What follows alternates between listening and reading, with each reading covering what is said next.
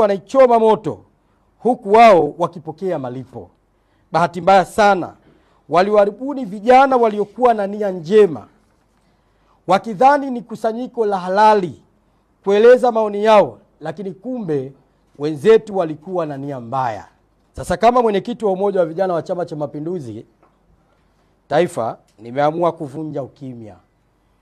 Hivyo kuamua kuzungumza na kutoa ya moyoni, lakini pia kutoa maoni yetu kama jumuiya ya vijana juu ya matukio ya uvunjifu wa amani ya tarehe 29 mwezi wa 10 2025 na tarehe 30 mwezi wa 10 2025.